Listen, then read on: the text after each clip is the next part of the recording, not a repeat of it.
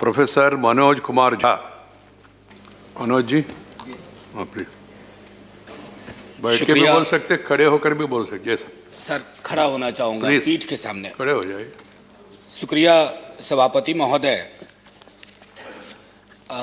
आपका बहुत बहुत धन्यवाद कि आपने महामहिम के अभिभाषण के धन्यवाद प्रस्ताव पर मुझे बोलने का मौका दिया। सभापति महोदय, दिक्कत ये है कि उनसे जिनसे होती है इंसान को हमेशा तकलीफ, वो समझते हैं कि वो असल अक्ल वाले हैं। माननीय सभापति महोदय, एक पंचतंत्र में एक कहानी है। एक चित्ररथ नाम के राजा हुआ करते थे। उनके पास एक विशाल सरोवर था और उस सरोवर में सर छोटे छोटे खूबसूरत हंस बहुत सारे थे। वो 6 महीने पे एक पंख गिराते थे और राजा को पंख दे देते थे। बीच में एक सोने का, तथाकथित सोने का के पंख वाला एक बहुत बड़ा पक्षी आया। उसने कहा मैं इस सरोवर में रहूंगा। छोटे पक्षियों ने कहा कि महाराज जी, तो हम सरकार को, राजा को देते हैं अपना पंख 6 महीने पे, आपके लिए यहां गुंजाइश नहीं है।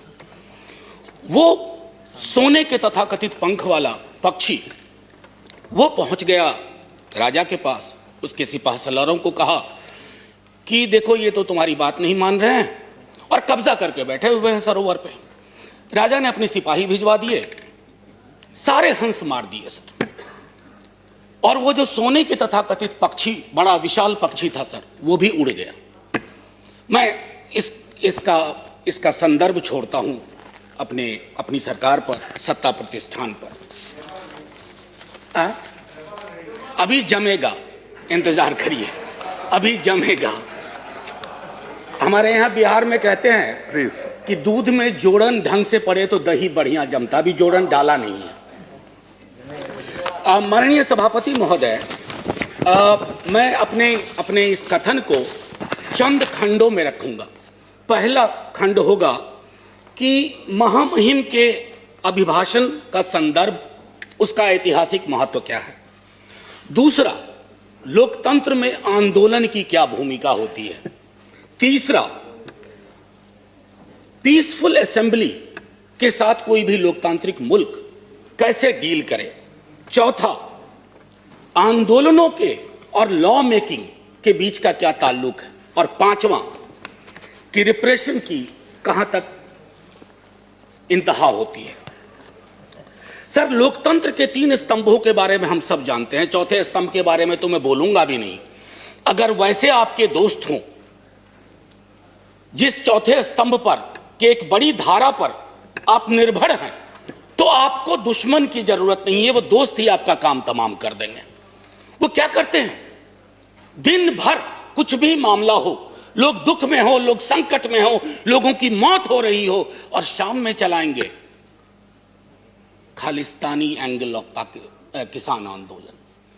सर, मैं कॉलेज का विद्यार्थी था। हमने देखा है कि पंजाब और पूरे मुल्क ने क्या भुगता है। हम सब सर, आप तो सक्रिय राजनीति में थे सर। सक्रिय राजनीति में आपने देखा कि पूरे देश ने, हमने सिर्फ प्रधानमंत्री नहीं खोया, हमने हजारों लाखों जाने गंवाई। कुछ तो सीखें इतिहास से। इतिहास दोहराता नहीं है, लेकिन इतिहास प्रेरणा देता है, इतिहास निर्देश देता है, और हम उन निर्देशों को सुनना नहीं चाह रहे। शाम ढले, खालिस्तानी जमा हो गए, पाकिस्तानी जमा हो गए, टुकड़े टुकड़े गैंग जमा हो गए, नक्सली जमा हो गए, माओवादी जमा हो गए। सर, सबसे बड़ा टुकड़ा टुकड़ा गैंग वो है जो अपने भारत माता की संतान की पीड़ा को करुणा से ना समझे, दंभ से देखे, गुरूर से देखे। दंभ और गुरूर लोकतंत्र की जुबान नहीं है। सर, आप लोग कहते हो, आप बहुत लोग नहीं, कुछ आपके मंत्रीगण हैं, माननीय सभापति महोदय, वो 303 कहते हैं कि 303 का आंकड़ा है। सभापति महोदय, इस सदन ने, इतिहास ने इससे बड़े आंकड़े देखे हैं। कहां बिला गए, कहां गुम हो गए, किसी को पता नहीं। आंकड़े नहीं इतिहास तय करते हैं, आंकड़ों के पीछे की संजीदगी और संवेदना इतिहास तय करती है। आपका हाई पॉइंट क्या है, आपका लो पॉइंट क्या है, आप फेल हो रहे हैं उसमें। और लाइटरमैन में कहूं, 303 नाम का एक राइफल हुआ करता था सर, उसकी सर्विस समाप्त हो गई है। उसकी सर्विस समाप्त हो गई है। सर, मैं एक चीज और कह करके फिर मूल बिंदु पे आऊंगा। मैकबेथ से बहुत चीज हम सीखते हैं। शेक्सपियर ने ना जाने अद्भुत चीज लिख दी है। टेम्परेंस बहुत जरूरी है सत्ता प्रतिष्ठान में। कद तब बढ़ता है जब पद की गरिमा को आप समझते हैं। Boundless intemperance in nature is tyranny. It has been the untimely emptying of happy throne and fall of many kings. Intemperance अगर आपके स्वभाव में आ जाए तो सर इसने कितने सिंहासन खाली करवा दिए, कितने राजाओं की घर वापसी करवा दी। थोड़ा सनद रहे, थोड़ा ध्यान रहे। प्लीज बोलो। That is not acceptable. माननीय सभापति महोदय, एक हल्के स्वर में एक बात कहना चाहता हूं। सेंट्रल हॉल का जिक्र जयराम रमेश जी कर रहे थे। वहां जब बैठता हूं ना तो दल से ऊपर लोग सोचते हैं। कई हमारे भाजपा के मित्रों ने पूछा कि क्या इस आंदोलन का स्वरूप क्या है, कैसे खत्म होगा। दिक्कत है कि सेंट्रल हॉल में तो आप पूछ लेते हैं, सदन में आप जुबान नहीं खोलना चाहते। मैंने पिछली बार जब यह बिल आया था कहा था कि दलों के दायरे और उस विप से ऊपर निकल करके देखिए, किसान देख रहा क्योंकि उसने विप जारी कर दिया है। और उसके विप को अगर आप नहीं सुन रहे हैं तो पता नहीं। लोकतंत्र में तो हम सुनते थे कि सुनना और सुनाना दोनों लोकतंत्र की अद्भुत कला होनी चाहिए। आप सुनाने में यकीन करने लगे हैं, सुनना आप भूल गए हैं। खास करके इस टर्म में तो बिल्कुल ही भूल गए हैं। एनीवे सर, माननीय सभापति महोदय, राष्ट्रपति जी के अभिभाषण का एक ऐतिहासिक संदर्भ होता है। हम सब जानते हैं कि सरकार स्क्रिप्ट तैयार करती है। बीते 29 जनवरी को जब महामहिम का अभिभाषण हुआ था, हम में से 19 दलों ने उसमें शिरकत नहीं की थी। माफी के साथ कहता हूं, कष्ट भी हुआ था क्योंकि एक बहुत महत्वपूर्ण ओकेजन होता है। लेकिन माननीय सभापति महोदय, माननीय राष्ट्रपति जी का अभिभाषण जब समकालीन यथार्थ से, दुख और दर्द से, रंजो गम से मीलों दूर खड़ा हो तो कैसे शामिल हो जाए। माननीय सभापति महोदय, बड़ी मुश्किल होती है। सिंघू बॉर्डर, टिकरी बॉर्डर, गाजीपुर, और ये तो 3 महत्वपूर्ण केंद्र हैं छोटे छोटे हलकों में। अभी बिहार में नेता प्रतिपक्ष तेजस्वी जी और पूरे कम्युनिस्ट पार्टी और कांग्रेस पार्टी के साथियों ने मिलकर के मानव श्रृंखला बनाई, तो पूरे देश में कहीं ना कहीं चर्निंग हो रही है। और इस चर्निंग के पीछे का साक्ष्य क्या है? प्लीज, मैं एक आग्रह करूंगा सभापति महोदय, मैंने आज तक अपने सदन में कभी भी किसी पर टीका टिप्पणी नहीं की है, तो सदन की बहस में टीका टिप्पणी नहीं होनी चाहिए, बस इतना आग्रह है। सर, हमने तो वो इतिहास भी देखा है कि एक पार्टी जो 2 सीट पर सिमट गई थी वो कहां पहुंच गई आज। इसलिए ये इस चक्कर में ना पड़ा जाए। एनीवे सर, महामहिम के अभिभाषण को पढ़ने के बाद पहला ख्याल आया कि कहीं पर कहूं या अनकहीं पर बोलूं। जो कही गई बात, अब उसके बारे में मैं थोड़ा पहली चीजें कहता हूं। My government holds in high steam the values of democracy and sanctity of the constitution, संभवतः पेज 7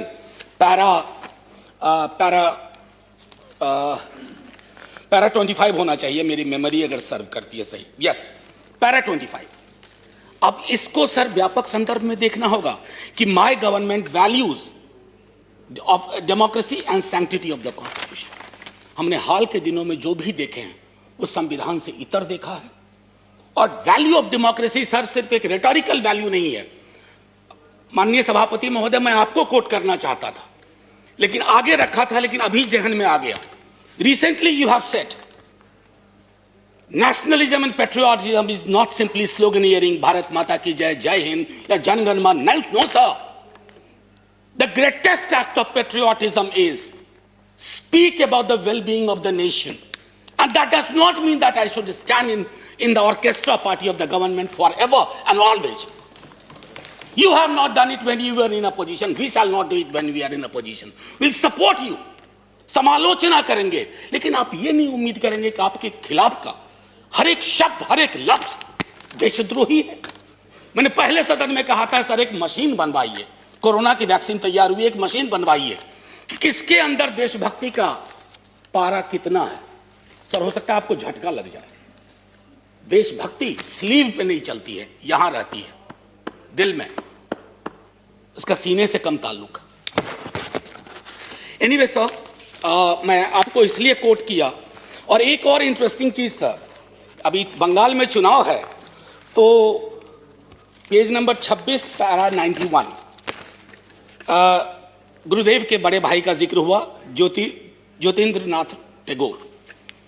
चौल रे चौल शोभे भारतो सौंतान, बहुत अच्छा लगा।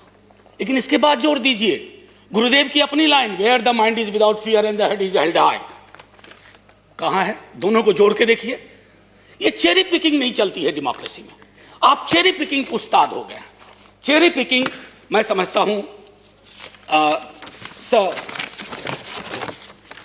माननीय सभापति महोदय, आंदोलन लोकतंत्र की जीवंतता का उदाहरण होता है।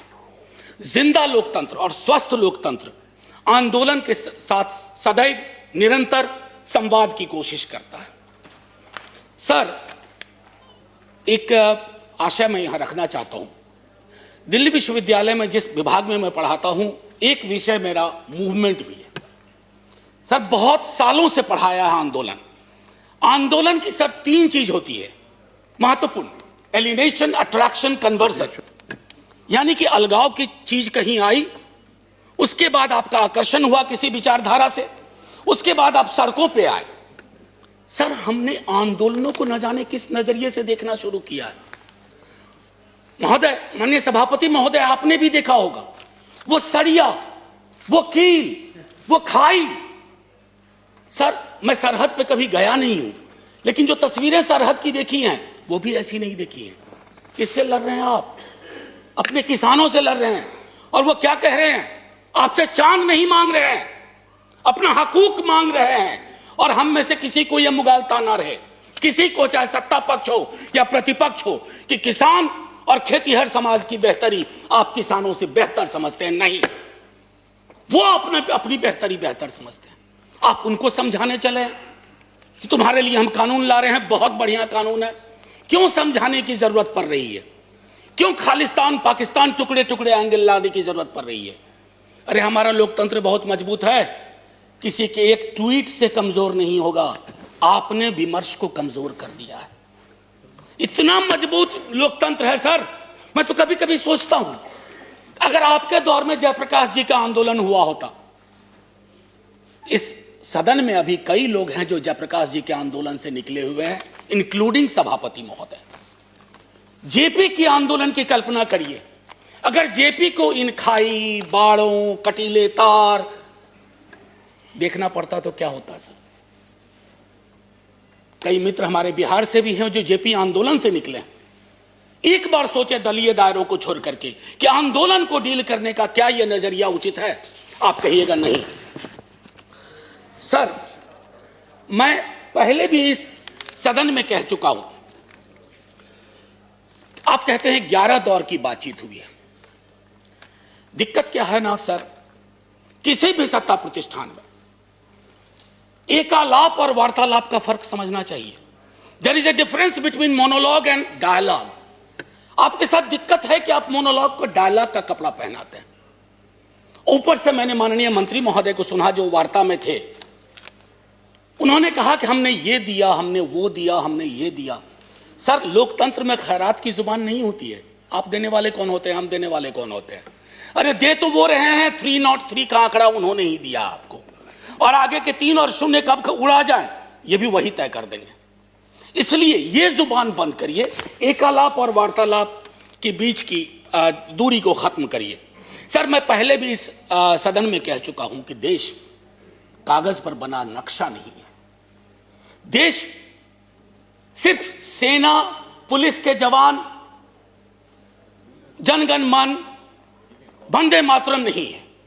देश रिश्तों से बनता है सर, और आपने रिश्तों को रिसा दिया है, रिसा दिया है। जब तक आप इस बात को नहीं समझेंगे कि मुल्क रिश्तों से बनता है, आपने कितने रिश्ते खत्म कर दिए। अरे सरकारें पुल बनाने के लिए लाई जाती हैं, चाहे नदियों पर पुल हो या रिश्तों का पुल हो। आपने तो पुल के बदले दीवारें खड़ी कर दी, वो भी कटीली। सीए का आंदोलन हुआ, नागरिकों को नागरिक के खिलाफ खड़ा कर दिया। अब तो कमाल है, मैं तो आपके समाजशास्त्र के ज्ञान से भी चकित हूं कि जिस दिल्ली पुलिस के जवान को आप किसान के खिलाफ खड़ा कर रहे हैं, कभी दिल्ली पुलिस का सोशल प्रोफाइल देख लीजिए। इन इलाकों से जिन इलाकों में यह आंदोलन ज्यादा प्रबल है, वहां का एक बच्चा सरहद पे रहता है, एक बच्चा पुलिस में रहता है और एक बच्चा खेत में रहता है। आप इन बच्चों को वो जायदाद के लिए नहीं लड़ रहे, आपने उन्हें भिड़ा दिया। कहीं तो सोचिए, विराम दीजिए। इसलिए मैं कहता हूं, अवतार सिंह पाश की एक कविता कहूंगा, यदि देश की सुरक्षा यही होती है कि बिना जमीर जमीर होना जिंदगी के लिए शर्त बन जाए। कितना वक्त है सर? नहीं, आपका 18 मिनट अराटेड टाइम है जी, आपने ऑलरेडी 17 मिनट्स दिया। ओ सर सॉरी, 2 मिनट दे दीजिए बस। 2 मिनट दीजिए। जी सर, आंख की पुतली में हाँ के सिवा कोई शब्द ना हो। आपको सिर्फ हाँ चाहिए आंख की पुतली में, चाहे वो कितनों भी अश्लील हो। पाश कहते हैं, मैं नहीं कह रहा। और मन बदकार पलों के समक्ष हमेशा झुका रहे, तो हमें देश की सुरक्षा से खतरा है। देश को अपनी सुरक्षा से खतरा नहीं है। यह फर्क आपको समझना होगा। माननीय सभापति महोदय, इस 2 मिनट का प्रयोग मैं, आपने किसान को लेकर के जितनी बातें कही उस पर, उन बिलों के बारे में पहले मैं बोल चुका हूं पिछले सत्र में। मैं सिर्फ इतना कहना चाहूंगा कि बिहार में एमएसपी 2006 में खत्म की गई। बिहार के किसान की आय के बारे में आपको मैं आंकड़ा दूं उचित नहीं होगा, आपके पास आंकड़ों का भंडार है, आप तो आंकड़े तैयार कर लेते हैं, बल्कि कभी कभी पका भी लेते हैं प्रेशर कुकर में। मैं सिर्फ इतना कहूंगा कि आप बिहार के मॉडल को, हम तो सोच रहे थे कि बिहार को, आप ही की सरकार को दोष नहीं दे रहा हूं, बीती कई सरकारों ने बिहार को लेबर सप्लाई का स्टेट बना के रख दिया है। हमारा काम है मजदूर भेजना पूरे देश में, और हमने कोरोना के काल में वो सब देखा है। हम तो सोच रहे थे कि हमारे बिहार का किसान, हालांकि किसान नहीं रहा, वो खेतीहर मजदूर हो गया। हम सोच रहे थे कि उन्हें भी पंजाब हरियाणा की तरह।